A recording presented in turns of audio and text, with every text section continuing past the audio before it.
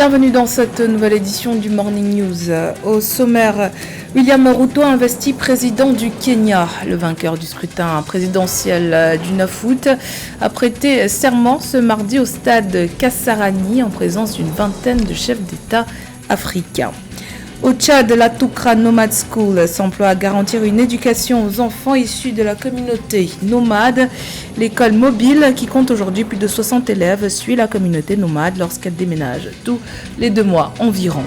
Et puis un portrait de la tenniswoman tunisienne Ons Jabeur, celle qui s'est malheureusement inclinée cette année en finale de Wimbledon et de l'US Open, ne se décourage pas. Elle compte bien devenir la première tenniswoman africaine à remporter un grand chelem. C'est officiel, William Ruto est le 5e président du Kenya. Il a prêté serment ce mardi 13 septembre lors d'une cérémonie d'investiture marquant la fin de semaines de controverses après l'élection serrée mais pacifique du 9 août dernier. Une vingtaine de chefs d'État et de gouvernement, parmi lesquels de nombreux voisins de l'Éthiopie, l'Ouganda, la Somalie et la Tanzanie étaient présents parmi les 60 000 spectateurs réunis dans le stade Kasarani, le plus grand stade de la capitale. William Ruto va au-devant de nombreux défis. Il hérite d'une pléthore de problématiques telles que la dette croissante ou encore le risque de famine causé par l'une des pires sécheresses depuis des décennies. Ce dernier s'est dit prêt à relever le défi. On l'écoute. Moi, William Samoei Ruto, en pleine réalisation de la haute vocation que j'assume en tant que président de la République du Kenya,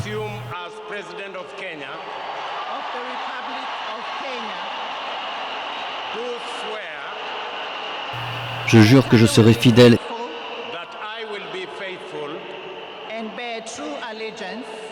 et porterai une véritable allégeance à la République du Kenya.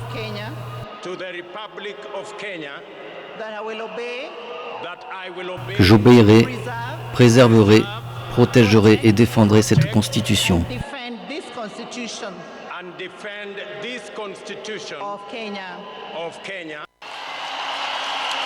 Ce moment est un moment unique. Grâce à Dieu, nous y sommes parvenus. Aujourd'hui, je veux remercier Dieu parce qu'un garçon du village est devenu président du Kenya. Je tiens à remercier ma femme et ma famille d'avoir prié pour moi et pour mon équipe. Je tiens à remercier les nombreux amis qui m'ont accompagné dans ce voyage. Beaucoup ont traversé des moments difficiles à cause de leur association avec ma personne. Mes amis, je tiens à vous dire un grand merci. La Guinée équatoriale assumera la présidence tournante de l'Organisation des pays exportateurs de pétrole en 2023. Ce mardi, le secrétaire général de l'OPEP, Aitem Al-Gaïs, achevait une visite de 3 jours à Malabo, visite au cours de laquelle il s'est notamment entretenu avec le président Obiang Nguema Mbasogo afin de préparer cet agenda 2023. Les détails dans ce sujet de Séverin Douque et de Corinne Kamse. La Guinée équatoriale assurera la présidence de l'OPEP, l'Organisation des pays exportateurs de pétrole en 2023. En préparation de cet agenda, Aitam Al-Gaïs, le secrétaire général de l'institution, a effectué une visite en Guinée équatoriale du 11 au 13 septembre 2022, avec pour objectif de renforcer un plan d'action pour la stabilité et l'équilibre des cours du marché du pétrole. Il est important pour le secrétaire général d'être en contact avec le pays qui assurera la présidence afin d'examiner le plan d'action annuel. Ce que nous avons fait aujourd'hui dans les moindres détails, c'est la suite des premières réunions que nous avons eues virtuellement ces 2 dernières semaines. Nous avons eu de très bonnes discussions sur ce que nous voulons réaliser ensemble, sur la manière dont la Guinée équatoriale continuera avec d'autres pays membres de l'OPEP à jouer un rôle pour assurer la stabilité et l'équilibre du marché, ce qui est dans l'intérêt de tous, y compris des pays producteurs de pétrole, des pays consommateurs et de l'économie mondiale. Si la Guinée équatoriale est le plus petit pays producteur de pétrole des membres de l'OPEP, son mandat, annoncé à la présidence de l'institution, symbolise un caractère de valorisation permettant de dynamiser l'adhésion d'autres États africains au sein de l'institution.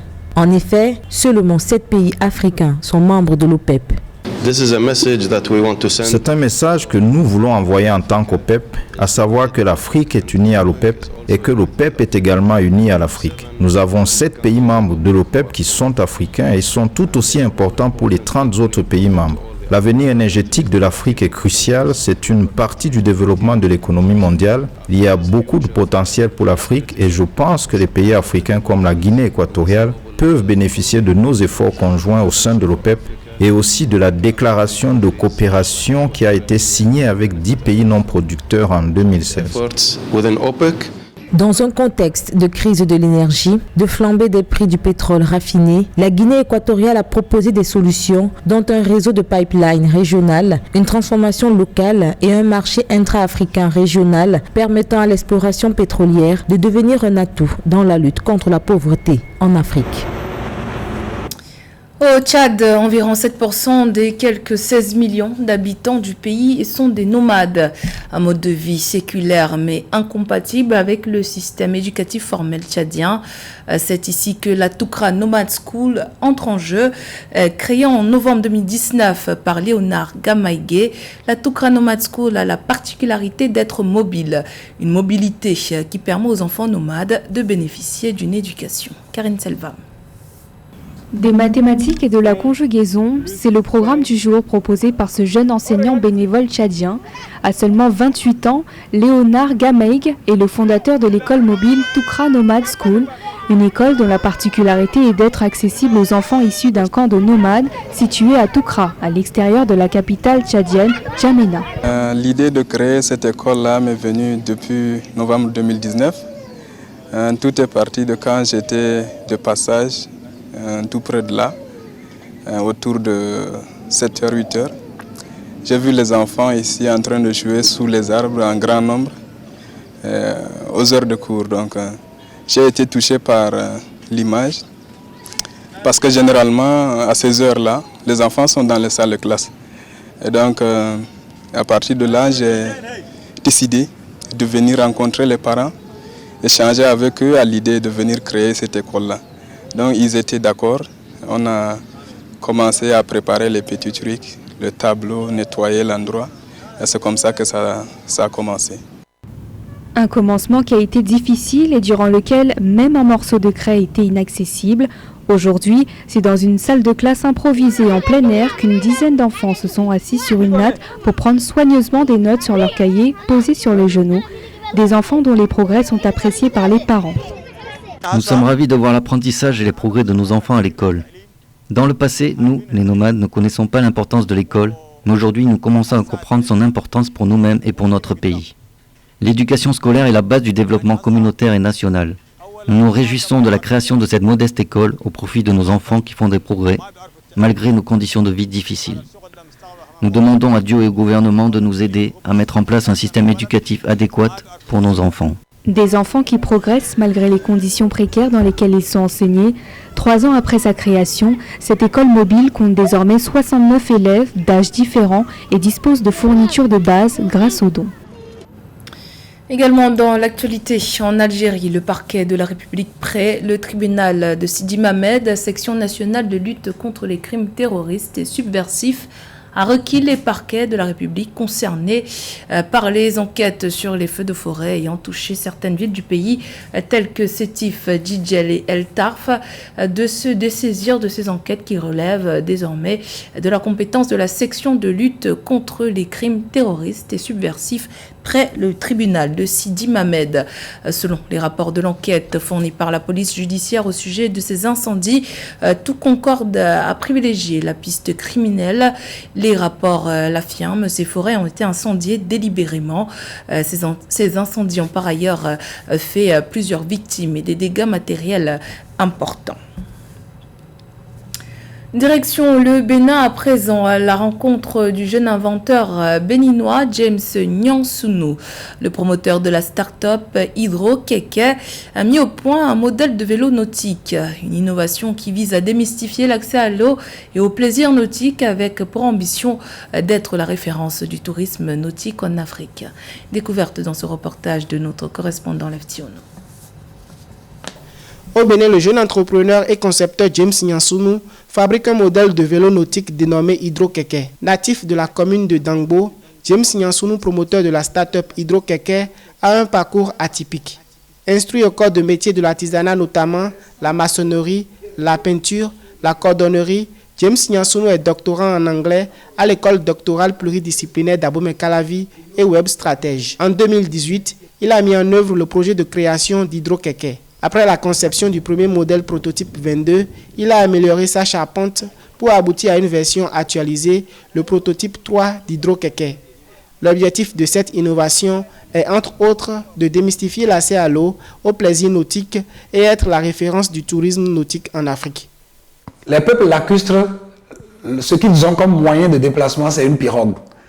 Dans tout le monde entier, l'Hydro-Keke a une particularité, c'est ses flotteurs. Ces flotteurs rappellent l'africanité, ces flotteurs rappellent la pirogue, ces flotteurs rappellent l'histoire des peuples lacustres. Quand on voit une pirogue.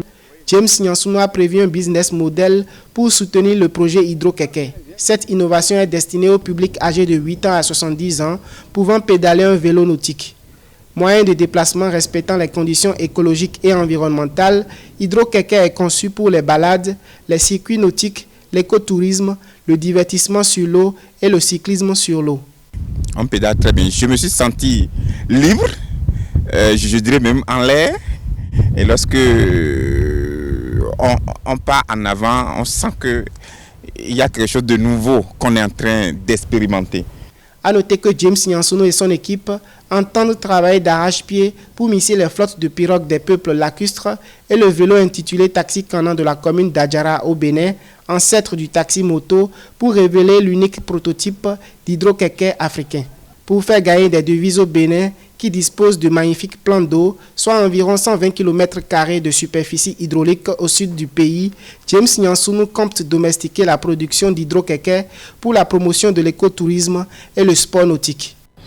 Après Wimbledon et plus récemment l'US Open, la tenniswoman tunisienne Ons Jabeur est plus que jamais motivée. Objectif, la première place mondiale. Un objectif atteignable. Cette dernière s'est inclinée en finale des deux prestigieuses compétitions. Elle a raté de peu l'exploit de devenir la première africaine à remporter un grand chelem. Portrait signé José Douglas. Elle vise la première place mondiale. Mais qui est vraiment Ons Jabeur, qui est née le 28 août 1994 à Zahra Helal, une petite ville du nord-est de la Tunisie, et a grandi à Sousse. À l'âge de 3 ans, elle a été initiée au tennis par sa mère.